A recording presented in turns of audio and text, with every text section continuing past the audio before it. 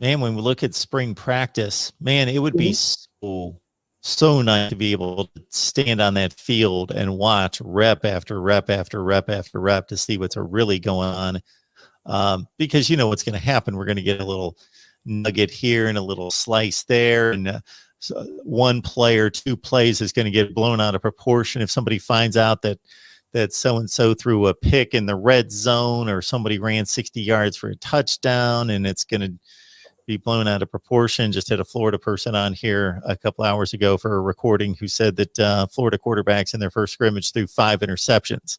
So, you know, Gator fans are going to go nuts about that. It may mean something. It probably doesn't yet. Those kind of tidbits coming from spring practice. But for you, what are you going to be able to get out of spring practice that's going to be meaningful to you, to be able to piece something together to say, hey, I'm getting a feel that this is going on, or that's going on, or this is encouraging, or this is a little bit concerning? Man, it's weird because there's always the fan in me that wants to come out.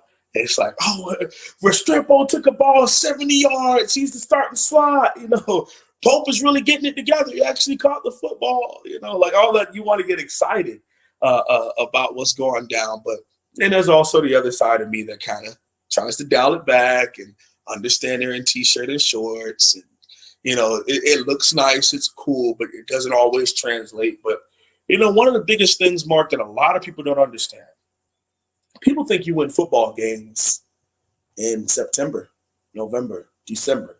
You don't. You don't. This is when you win football games. This is it. This is where you lay that foundation of what you want to build the rest of moving forward. You know, for people who like to work out, okay, you have to realize that, yeah, you feel the instant gratification, but you don't start seeing changes into your body till a week, 2, 3, maybe a month later. And that's why it's most important to stay consistent with your workouts so that you're stacking up workout on top of workout on top of workout on top of workout. So when you start seeing benefits come, they start showing up later on, but it's going to be a grand appearance because you've had such a great buildup to when you start to get to see your benefits of all the work that you've been putting in. That's what spring ball is about. You know, if you listen to any of these great coaches, they talk about how important spring ball is.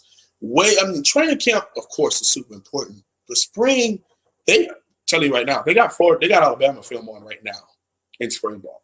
Okay, they got Virginia film. They got Va Tech film. They got Georgia Tech film. You do a lot of that type of stuff also.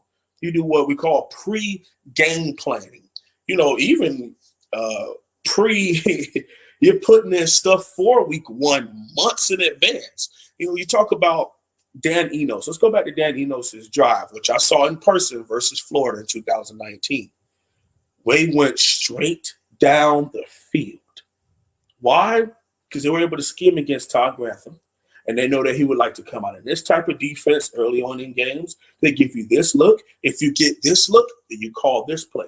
If you get the opposite look, then you call that play. And it was a scheduled drive, planned drive all the way through, and it worked out. A lot of coaches can do that. What about when people start making adjustments? That's where it's just completely different. So I say all of that to say this. What I would like to hear, number 1 is health, and number 2, team chemistry. What type of culture are we building? You know, because everybody's going to look good. You know, in spring ball, you're just working out. You're basically working out the whole time. You got some football sprinkled in there, but for the most part, you're lifting, you're running, you're getting the beach abs. Summer body is on the way. All right, that's what you're really getting right now in spring ball. So, yes, it is of the utmost importance. I'm not one of those people that come on here and tell you Miami's winning the Natty in the offseason. No. But for where we want to be as a program, we have to be taking spring just as serious as any game. So I love all of the stuff I'm hearing from like O-line, D-line, one-on-ones, for stuff that the players are doing, player-led stuff, you know, or player-led stuff with Tyler Van Dyke, or Peyton Matoka, getting the wide receivers to go out there. It all sounds really good, but it's the reason why we're not really reporting on that stuff, because that's what they have to do in order to build some chemistry. We'll see what happens when they put on the pads. Comment from the Ron Farva. Texas, Florida, California, Georgia, Louisiana. I think he's pretty much going in order. Ohio, Virginia / DC, Carolina, Pennsylvania, best high school football playing state. So I can't argue with that order, but just understand that on that scale, it drops pretty fast. Texas and Florida right now are stacked. California's always been as stacked as the other two, but that's changed. California's not playing as good a high school football. They don't have as good a prospects as Florida and Texas do right now. I've looked at this a number of different ways. So those have always been the top three, and pretty much every year between Texas, Florida, and California, they've produced 40% of the top 300 players in the nation. But right now, for example, if you look at the 2022 class, Texas and Florida both have about 55 4 and 5 stars, and California is more like 35. So there's been a bit of a drop, and Georgia's right on their heels. And then, like, Ohio is a good football playing state, but it's not as good as it was 30 years ago because they're they're not losing population. They're just not gaining population. And there's a pretty steep drop off after those top 3 to 4. I also think Georgia is creeping. Is probably over the next couple of years. Oh yeah, going to creep into that top 3. Mm-hmm. I don't know if they're going to kick California out, but the fact that you can go to Georgia to get quality quarterbacks also, because that was the stigma. You go to California and get your national championship QB. It's not like that anymore. So, I mean, Joe Burrow, Ohio, Justin Fields, Georgia, Trevor Lawrence, Georgia, Mac Jones, Alabama. You know, like it's not how the Tom Brady's and the Matt Lyon, like there was always this stigma where you had to go to Southern Cal or California, period, to pick up a QB. I mean, I'm not here to hate on anybody's ball. At the end of the day, I think that there's quality football and in the 50 states, I would say that there's quality football at 15 states. In the country. I'm not here to tell people what they can and can't do.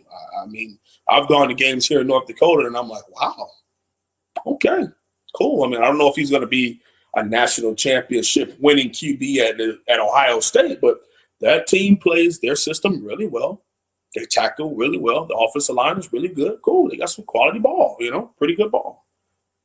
Now, Nick Saban isn't flying the helicopter to come down to Fargo, North Dakota to pick up the best guy from South. But, hey, some people have some pretty solid ball, man.